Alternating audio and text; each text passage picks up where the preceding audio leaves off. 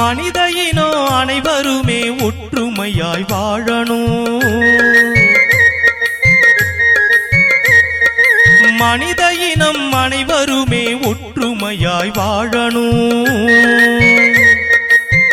24ஆம் திகதி சித்திரை மாதம் 2024ஆம் ஆண்டு.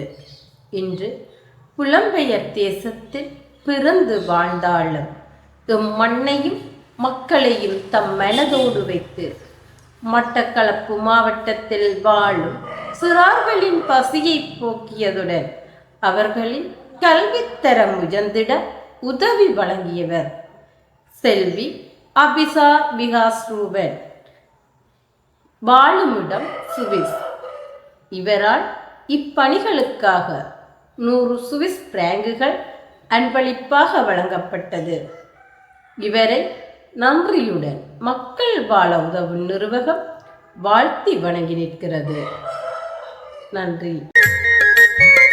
எல்லா உயிர்களுமே வாழும் போது வேற்றுமையை மறக்கணும். எல்லா உயிர்களுமே வாழும் போது வேற்றுமையை மறக்கணும். மனித இனம் அனைவருமே ஒற்றுமையாய் வாழணும். எல்லா உயிர்களுமே வாழும் போது வேற்றுமையை மறக்கணும்.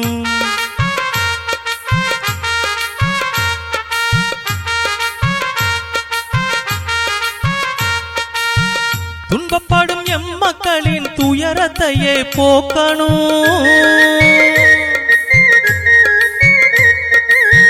துன்பப்படும் எம்மக்களின் துயரத்தையே போக்கணும். அதற்கு உறுதியான உதவிக்கரங்கள் நீங்கள் என்றும் நீட்டணும். அதற்கு உறுதியான உதவிக்கரங்கள் நீங்கள் என்றும் நீட்டணும். மனித இனம் அனைவருமே ஒற்றுமையாய் வாழணும். எல்லா உயிர்களுமே வாழும் போது வேற்றுமையை மறக்கணும்.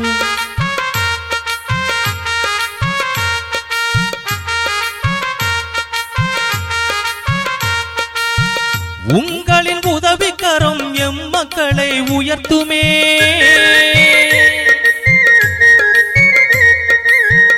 உங்களின் உதவிக்கரம் எம்மக்களை உயர்த்துமே. எங்கள் சேவையினால் அவர்களுக்கு உதவிக்கரம் நீளுமே.